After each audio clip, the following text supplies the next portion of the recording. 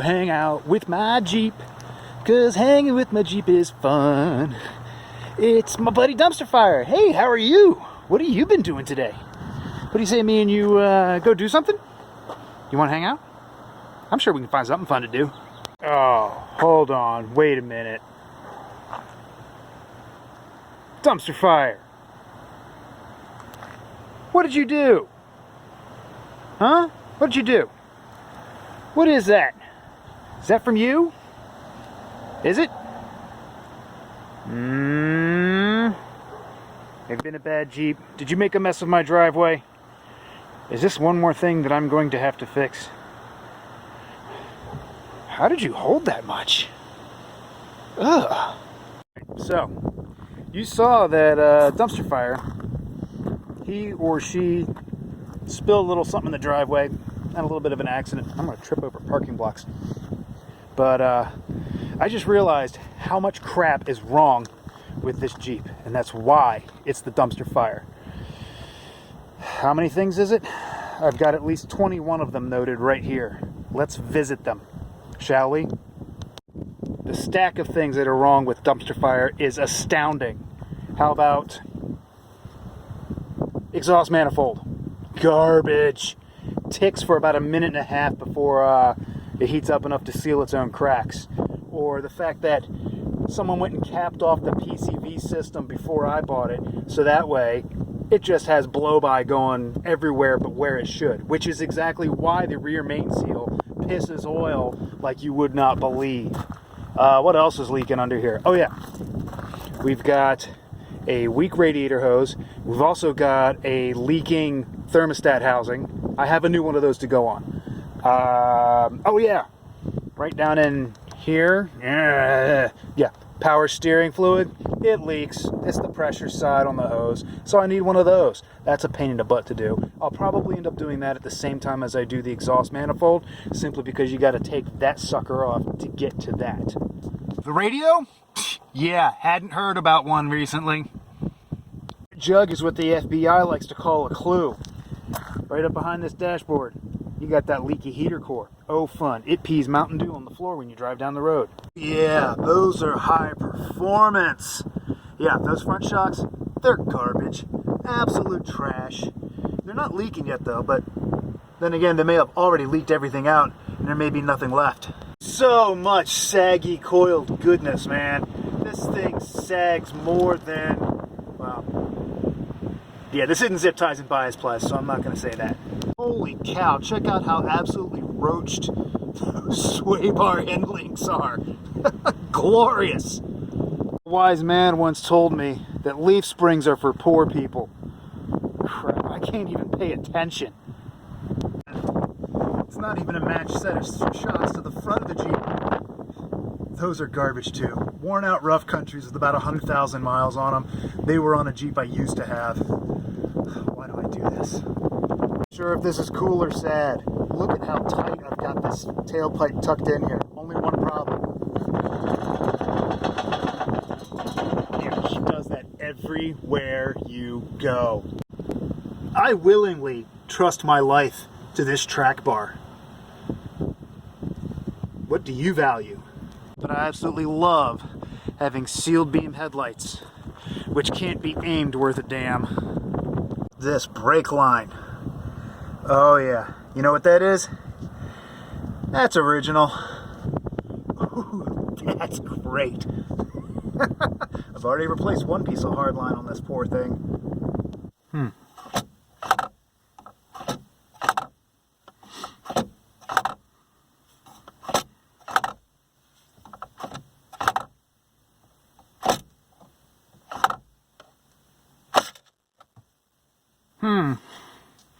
Yep, that too. You can see, obviously, it's the upgraded Laredo trim. You got the power windows, power door locks, remote mirrors. Let's see. Oh, you know what? Here. Yeah. Uh-huh. 3 out of the 4 doors are like that. At least the driver's doors controls work, except for the locks.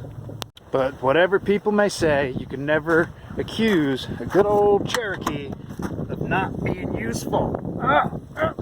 Oh. Yeah, that's right. Hatch struts are blown out too. Alright, so, what does all this mean? Does this mean that this thing is an absolute pile of crap? Yeah. Does it mean that it needs to have a truckload of money spent on it? Yeah. Does it mean I'm not going to do it?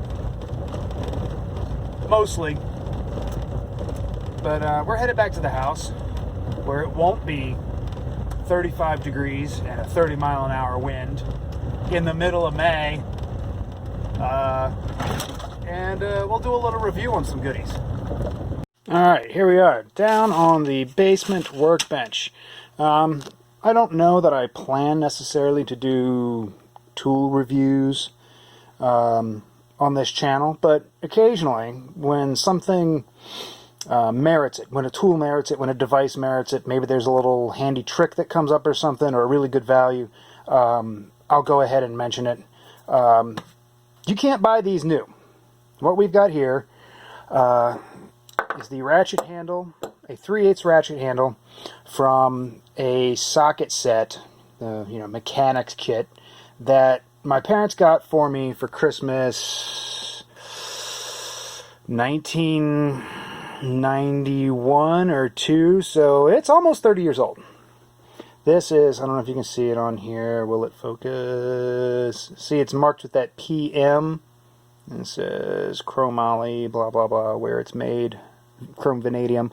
On the underside, if the light will play along, you see it says Popular Mechanics. That's right, the magazine. They had a line of tools that they promoted and sold through, of all places, Walmart. This was between 1990 and 92, I believe. The tools consisted usually of socket sets in SAE and metric. They came in blow mold cases, like the ones you see if you go to your Home Despot or any number of places, Hazard Fraught, Harbor Freight, you know the places I'm talking about. And they were actually pretty solid quality. Everything is stamped to the PM, which is kind of funny because in the same time period, Walmart was looking at bringing out a tool brand or a label, if you will, to sell in their stores as their own brand, and they were going to call it ProMark. Popular Mechanics, ProMark, both PM. Half the branding was already done.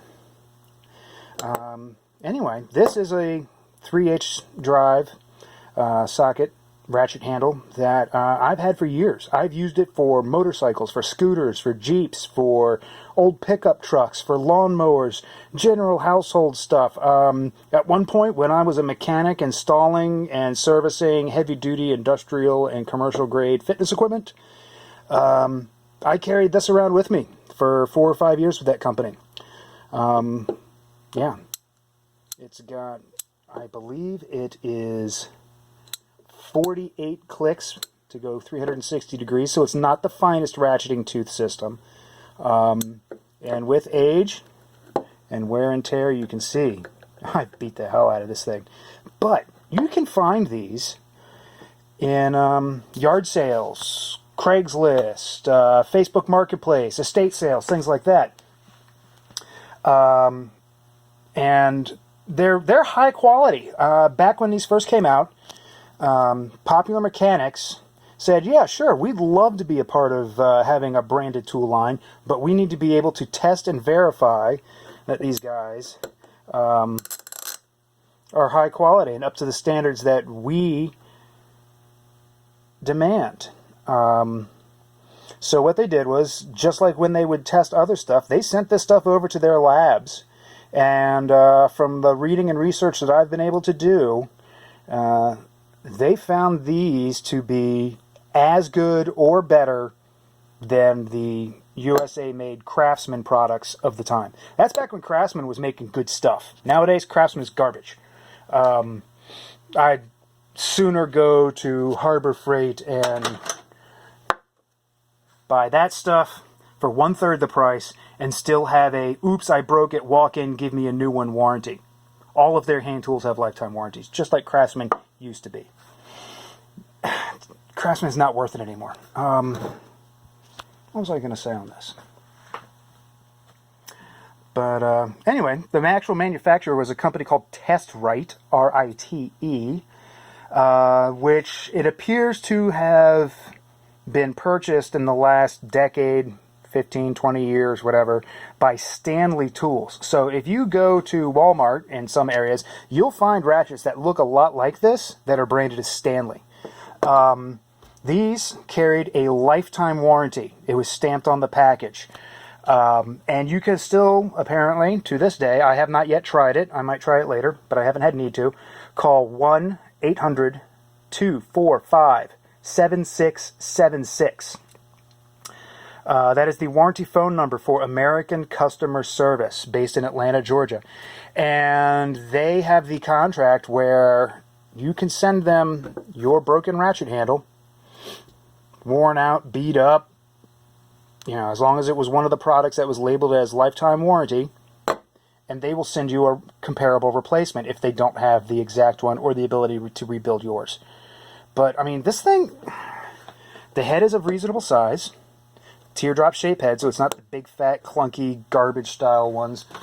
We all remember these guys. Oh, hate those. This is 100% Chinesium. Don't use those. Your toggle is metal.